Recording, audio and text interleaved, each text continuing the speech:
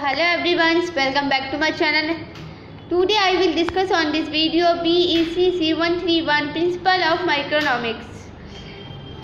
तो ये आज मैं आपको गेस्ट पेपर डिस्कस करूँगी कि कई सारे स्टूडेंट्स होते हैं जिन्होंने न्यू एडमिशन लिया होगा, जो कि जून 2022 में जिन्होंने भी एडमिशन लिया है उन स्टूडेंट्स के एग्ज़ाम होने हैं। तो उन लोगों को कई सारे क्वेश्चंस आते हैं क्योंकि उनके लिए फर्स्ट एग्ज़ाम होता है।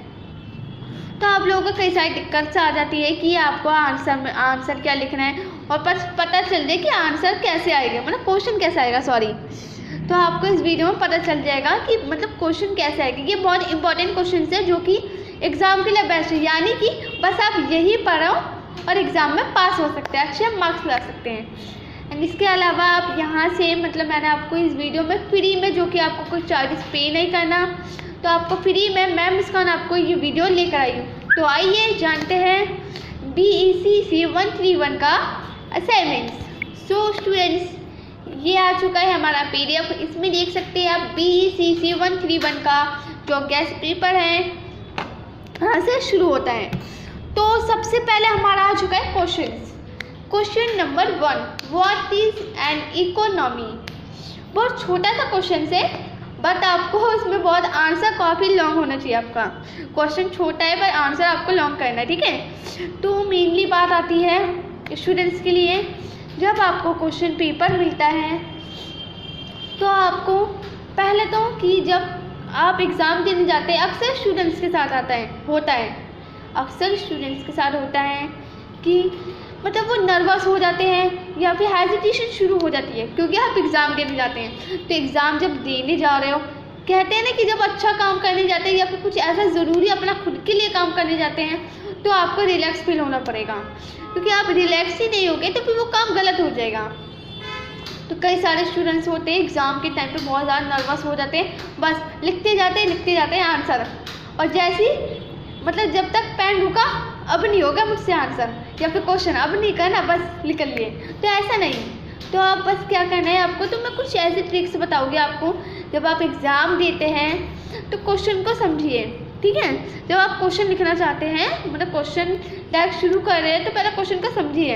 ऐसा नहीं है कि क्वेश्चन को हल्का सा पढ़ा बस शुरू हो जाओ, नहीं, क्वेश्चन को पढ़ना है। मतलब आपको क्वेश्चन पेपर मिला तो मेनली आपको है कि आपको एक क्वेश्चन शुरू होने से पहले एक नोट दिया जाता है जिसमें आपको बोला जाता है कि इतने क्वेश्चन हमें करने हैं, इतने वर्ड्स में करने हैं, वर्ड लिमिट को फॉलो करना है, एंड कौन सा क्वेश्चन कितने मार्क्स का है। मेनली मैं आपको बता दूं, जैसे कि आपको क्वेश्चन है 20 मार्क्स का, तो हमें 500 शब्दों में आंसर देना है, ठीक है। 10 नंबर का क्वेश्चन है तो कम से कम 250 या फिर 300 शब्दों में आंसर दे देना है, ठीक है। फिर आता है 5 या जो नंबर होता है, तो 5 नंबर के लिए आप कम से कम 100 या 150 वर्ड्स का आंसर लिखें, ठीक है। तो इस अकॉर्डिंग आपको वर्ड लिमिट मतलब मार्क्स के अकॉर्डिंग ही आप आंसर लिखें। अब आप सभी जानते हैं इग्नू यूनिवर्सिटी का एग्जाम्पल दूँ तो मैं, इग्नू यूनिवर्सिटी में होता है कि आपको वर्ड लिमिट को फॉलो करना होता है, यानी जितने वर्ड लिमिट को बोला जाता है उसी अकॉर्डिंग आप मतलब आंसर लिख सकते हैं। मैं इग्नू यूनिवर्सिटी की बात नहीं, मैं कोई अदर यूनिवर्सिटी की भी बात करूँ तो वो भी यही कहती है कि आपको मतलब जितने वर्ड्स में बोला गया है तो ही आप उसी अकॉर्डिंग अपने आंसर लिखें, क्योंकि जब कोई एग्ज़ाम क्वेश्चन पेपर बना रहा है तो ये सब चीज़ें जो लिखी हुई है तो कुछ सोच समझ के लिखी होगी, यानी कि आपके लिए बेस्ट ही होगा। ये नहीं कि आप इस चीज़ को इग्नोर कर रहे हैं।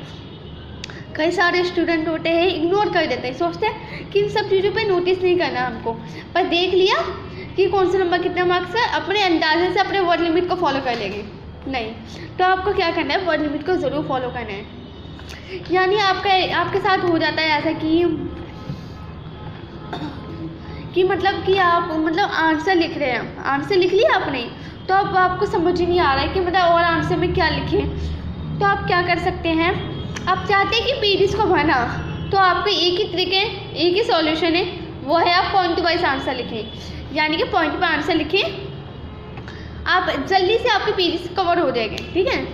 एंड इसके अलावा जैसे कि कुछ होते हैं छोटे क्वेश्चन, तो उन क्वेश्चंस को पहले तो समझिए, मेनली क्या जिसके बारे में बात की जा रही हो, मेन टारगेट रखिए कि जिसके बारे में आपसे बात की जा रही है। जैसे कि इसमें बोला गया है कैपिटल फॉर्मेशन के बारे में, बोला गया। तो एज एन एग्जाम्पल मैं बता देती हूँ, जैसे कैपिटल फॉर्मेशन का एक इंट्रोडक्शन दे दिया, देन इसके बाद उसके देखो जो भी आते हैं इंक्लूडेड टाइप्स हो, जो भी इसकी पॉइंट्स है वो आप ऐसे बोल करके ब्लैक पेन से लिख के देन इसके बारे में एक्सप्लेन कर सकते हैं। यानी कि जो आपके पॉइंट्स होते हैं, पॉइंट्स की हेडिंग मेनली मैं बता देती हूँ ऐसे, ये पॉइंट्स की हेडिंग है आपकी, तो इसको आपको ना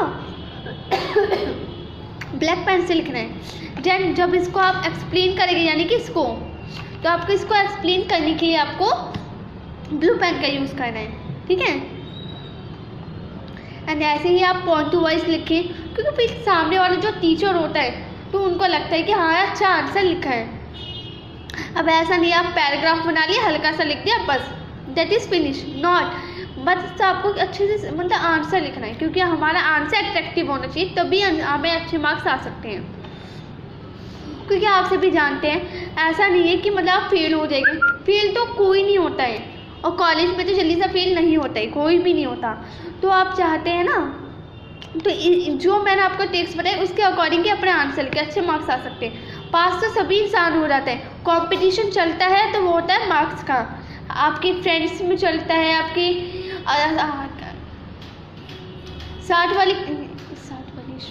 साथ वाले स्टूडेंट्स के साथ चलता है, कई सारे कॉम्पिटिशन्स होते हैं।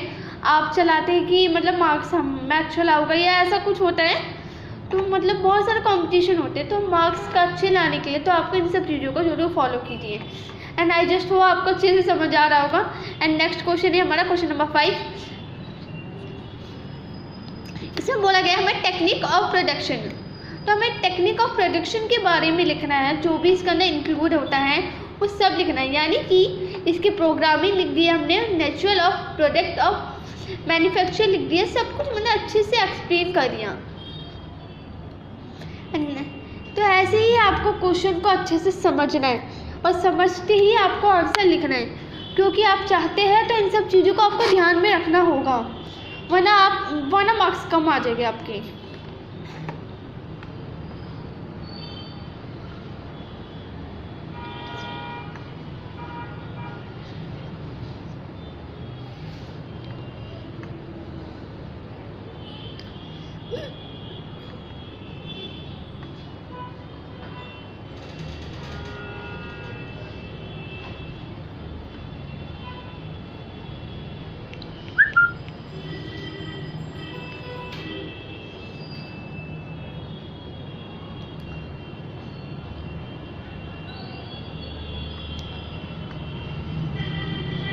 तो स्टूडेंट्स हमारा यहाँ तक ये वीडियो फिनिश होता है। उम्मीद करती हूँ आपको ये वीडियो ज़रूर पसंद आई होगी। एंड इसके अलावा आप चाहते हैं कि आपका कोई अदर यूनिवर्सिटी का या फिर कोई अदर सब्जेक्ट कोड का असाइनमेंट है, तो आप हमें कमेंट बॉक्स में ज़रूर बताएं। आपको मतलब उस वीडियो मतलब उस सब्जेक्ट कोड में या फिर उस यूनिवर्सिटी का असाइनमेंट की वीडियो चाहिए, तो आप मैं ज़रूर वीडियो लेकर आऊँगी। एंड ऐसे ही आपको असाइनमेंट परचेस करना है तो आप मुझे कांटेक्ट कर सकते हैं। कांटेक्ट नंबर आपको स्क्रीन पर दे रखा है, वहाँ से आप हमें कांटेक्ट कीजिए।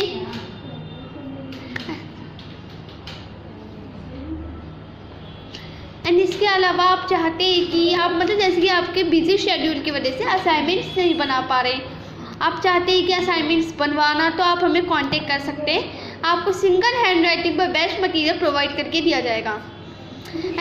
एंड उम्मीद करती हूँ यह आपको मतलब ये वीडियो बहुत आपके लिए बेनिफिट रही होगी।